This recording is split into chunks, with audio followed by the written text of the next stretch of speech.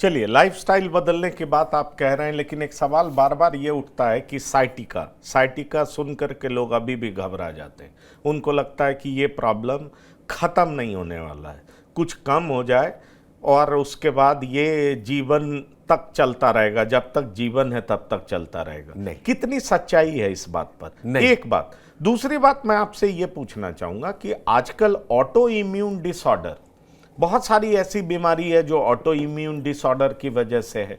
Psoriasis एक बीमारी है स्किन में जिसका कोई इलाज ही नहीं हो पाता है, और बड़े डेवलप्ड कंट्रीज में लोग सोराइसिस से बहुत पीड़ित रहते हैं। और हम देख रहे हैं कि अच्छे सोसाइटीज़ में भी जो वेल ऑफ लोग हैं उनके स्किन पर ये सोराइसिस बड़ी प्रॉब्लम है।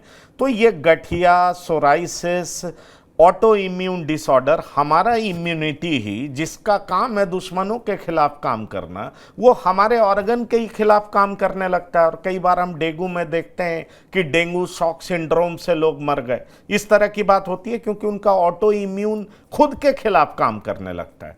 तो वो कौन सी ऐसी अवस्था होती है, क्या वजह होती है कि हमारा इम्यूनिटी हमारे ही खिलाफ काम करने लगता है? और इसलिए आप कहते हैं कि ये रिमेटोलॉजी, जिसमें खास तौर पर आप ऑटो इम्यूनिटी की ज़्यादा चर्चा करते हैं, तो मुझे लगता है ये आपके डिपार्टमेंट में ही नहीं, ये सबके लिए एप्लीकेबल है। लेकिन आप हमारे दर्शकों को बता सकें कि वो कौन सी परिस्थिति होती है कि हमारा इम्यूनिटी हमारे खिलाफ ही काम करने लगता है, जबकि उसको हमारे लिए पुलिसिंग करने की ज़रूरत थी, पर वो हमारे खिलाफ ही पुलिसिंग करने लगता है। तो पहला सवाल था शैटिका का।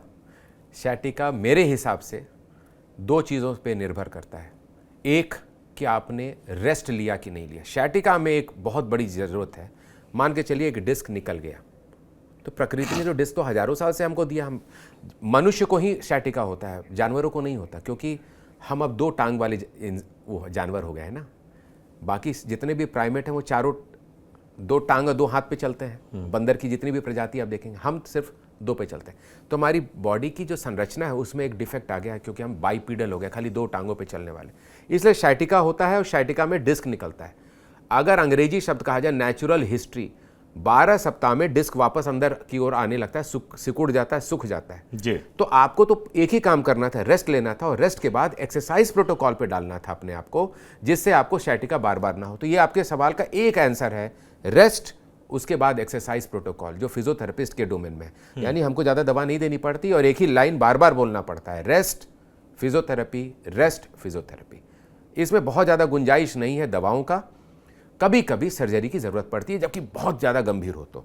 दूसरा सवाल, पुलिसिंग क्यों गड़बड़ हो गया? हमारा पुलिस को क्या प्रॉब्लम हुई? पुलिस को प्रॉब्लम हुई हमारी जेनेटिक कोडिंग में जो चेंजेस होते हैं। मनुष्य हमेशा स्वस्थ रहे ऐसी तो प्रकृति ने कोई धारणा नहीं बनाई है।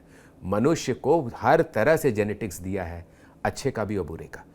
उस जेनेटिक्स को खराबी करने का काम बहुत हद तक हम लोगों ने किया है by not adopting lifestyle, good lifestyle. क्योंकि आपने कहा ना ऑटोइम्यूनिटी बढ़ गई है। हम जितने प्रदूषण में रह रहे हैं वो ऑटोइम्यूनिटी बढ़ाने का काम कर रहा है। हमारा पुलिस को और परेशान कर रहा है। हम रात को सो नहीं रहे, रात के 3 बजे तक काम कर रहे हैं, क्योंकि हमें वर्क खत्म करना है। क्या आपकी नींद आपकी ऑटोइम्यूनिटी को बढ़ाती है कि नहीं बढ़ाती है, गड़बड़ करती है कि नहीं? अगर आप नहीं सो रहे तो आपकी ऑटोइम्यूनिटी गड़बड़ होनी है। इतना स्ट्रेस, मुझे ये काम करके ही देना है, ये मेरा डेडलाइन है। ये डेडलाइन आपकी व्यवस्था में क्या कहता है? एड्रेनलिन बनाता है। जो चीज़ ऐसे ऐसे होता था, आप उसको रश कर रहे हैं अपनी बॉडी को, तो आप अपनी लिमिट को एक्सपोज कर रहे हैं। वो बेचारा इम्यून का सेल परेशान है कि मुझे नींद चाहिए, मुझे रेस्ट चाहिए, मुझे स्ट्रेस फ्री रहना है, और मुझे मोटापा नहीं चाहिए, मुझे प्रदूषण नहीं चाहिए। इतनी बेसिक चीज़ों को हमने गड़बड़ किया। उसके बाद भी ऑटोइम्यूनिटी हो सकता है, लेकिन इतना बड़ा ग्रुप आपने बना दिया जो कि आपके हाथ में था, आपने अपने हाथ से जाने दिया, तो होगा ही ऑटोइम्यूनिटी। फिर आपने पूछा सोरियासिस, बड़ा बूढ़ा अमीर गरीब सब जगह सोरियासिस होता है। ये भी जेनेटिक डिजीज है, उसमें एक जीन होता है। लेकिन stress is the biggest contributor of this activation. यानी जितना हम स्ट्रेस लेंगे, जो सोरियासिस का 2 पैच था यहाँ और यहाँ, वो बस एक स्ट्रेस लीजिए। यंग आदमी है, यंग लड़का लड़की है, बॉयफ्रेंड एंड गर्लफ्रेंड, एक संबंध टूटा, स्ट्रेस आया, खत्म। नौकरी के लिए गए, इंटरव्यू में रिजेक्ट हुए, स्ट्रेस आया। डॉक्टर हूँ, 3 पेशेंट हमसे अच्छे ढंग से इलाज नहीं हो पा रहा है, वो बड़े गंभीर हैं, आईसीयू में भर्ती हैं, स्ट्रेस आया, ऑटोइम्यूनिटी एक्टिवेट हो जाएगा। आपकी ज़िंदगी में हर जगह स्ट्रेस आता है, आप स्ट्रेस से कैसे डिस्ट्रेस होते हैं वो आपकी ज़िंदगी का एक पहला और अंतिम कर्तव्य अपने प्रति होना चाहिए, क्योंकि अगर आपने इसको बचा लिया तो सोरियासिस बहुत हद तक आप कंट्रोल कर सकते हैं, not only by medicine, by being stress free. Stress को कंट्रोल कीजिए। चलिए,